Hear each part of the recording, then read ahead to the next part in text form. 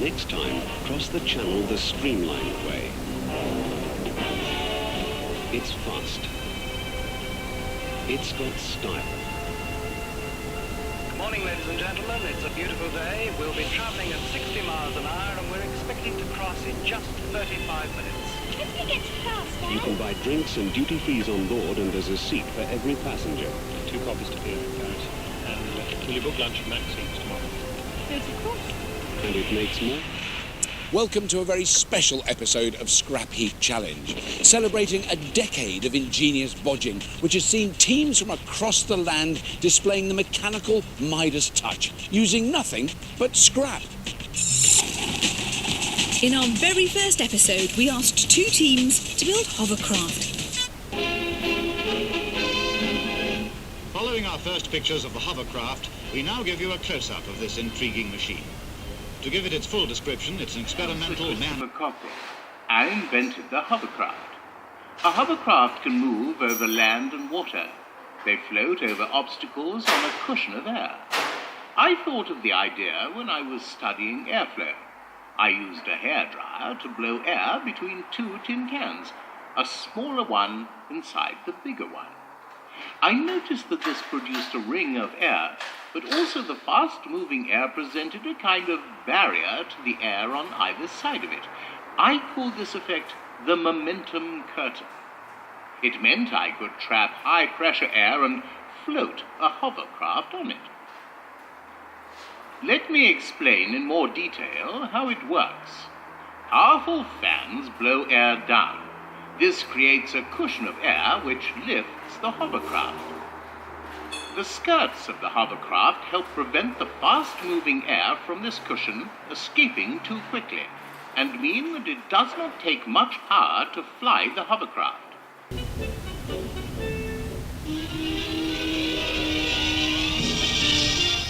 The hovercraft was the guest of France, and in Calais it was attraction number 1 for holidaymakers. Weather conditions dictated that the amazing machine, now being fueled, should begin its cross-channel attempt from the French side. Lieutenant Commander Peter Lamb, the pilot, watched it being lowered into the harbour. Not so long ago, people said there wasn't a new way to cross the Straits of Dover, but they were wrong. And the weird craft we've only known about for I think they are one of the best bits of kit going. A hovercraft will travel at 30 or 40 knots, straight over water, or over obstacles up to half a metre high. Sandbanks, rocks, vegetation, anything like that does not affect hovercraft operations at all. And actually, the hovercraft just lap it up. As commanders, it gives us huge flexibility because we can use nearly any beach that we want to. The last thing we actually want to do is drop our troops into the water and they have to wade ashore. They start off, whatever operation, wet and cold. A hovercraft can take them to the top of the beach quickly, easily, drop down, they unload their kit and off they go.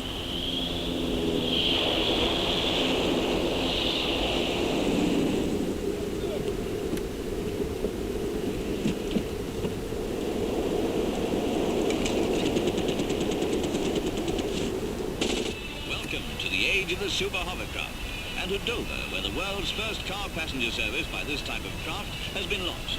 The SRN-4, the biggest ever built, was poised on its platform beside the English Channel, awaiting the arrival of Princess Margaret. The Royal helicopter touched down beside the waiting giant, which was shortly to make transport history, for the Princess was to inaugurate the new cross-channel service. The mayor of the famous port, Alderman Hazlitt, greeted Her Royal Highness. This indeed was a proud day for the first citizen of Dover.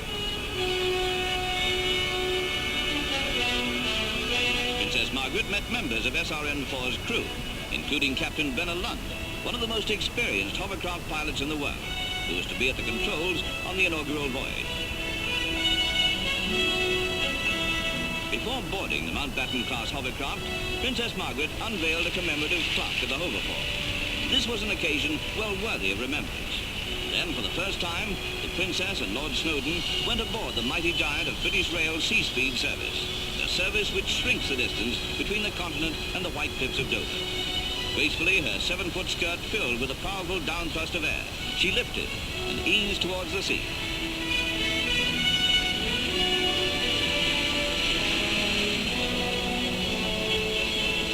And so the 165-tonner gently hovered out into the harbour towards the world's busiest shipping lane. Destination, Boulogne. Out of the sanctuary of the harbour wall she went. For most of us, the English Channel holds little glamour or excitement.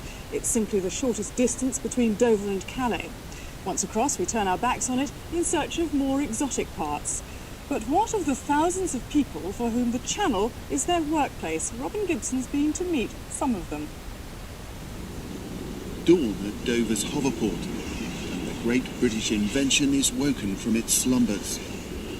Long before the trippers and holidaymakers arrive, the crews are at work checking that the Channel's fastest mode of ferry transport is ready to go.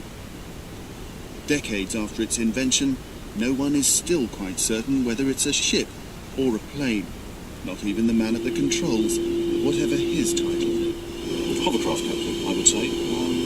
Ship's captain, not exactly. It's a peculiar individual vehicle, which you can only term a hovercraft. It's never been really sorted. Ever since the first experimental hovercraft crossed the English Channel 19 years ago, a bigger craft was predicted, and it's here. The Super 4 weighs 300 tons and can carry 416 passengers and 60 cars. She's capable of 65 knots, and despite her size, she handles beautifully.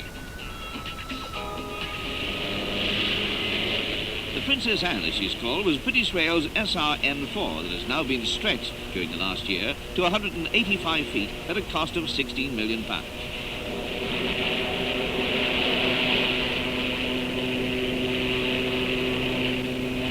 Big as the new ferry is, the inventor of the hovercraft, Sir Christopher Cockerell, envisages hovercraft of 10,000 tons in the near future.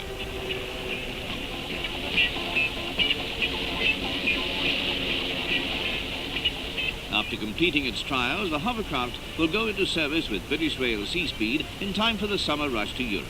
Already... So 6 were built: Princess Anne, Princess Margaret, Prince of Wales, Swift, Shaw and the Sir Christopher. Anne and Margaret were solely operated by British Rail. The other 4 were initially operated by Hoverloyd, a Scandinavian firm. They operated from Ramsgate, Pegwell Bay, to Calais and sometimes to some ports in Belgium, Ostend being the main one. Anne and Margaret concentrated on the Dover to Calais route, and up to 1992 Dover to Boulogne route, where after 1992 that route was taken over by catamarans and trimarans operated by British Rail. Aircraft engines and salt water don't mix. These were marinised engines, but after every trip washed down, and weekly totally washed down with demineralised water, so it was huge extra maintenance expense. Gulf War was going on at the time. Fuel at the time, up and down, huge price variations. This drinks 5,000 litres an hour. Cool. That is quite thirsty, so huge expense for fuel. But as the gent mentioned, the very final nail in the coffin was when they lost duty-free revenue. For 32 years, these were heavily used for what was colloquially called the booze cruise. You came down to Ramsgate or Dover in your car, van or lorry, depending on how thirsty you were, and took a trip to the continent. On the way, you got your duty-free, or you got your tobacco products and spirits, both at duty-free prices that couldn't be beaten by the continental supermarkets. So they were far cheaper on board the craft than the supermarkets. The supermarkets were much cheaper for wine, so very little wine was sold on the hovercraft, some, but not much. So you disembarked onto the Belgium or France, went to your local supermarket, topped up with wine, turned round and then came back and got your duty-free allowance on the way back. Once this revenue was lost, that was the final nail in the coffin. Bond. James Bond.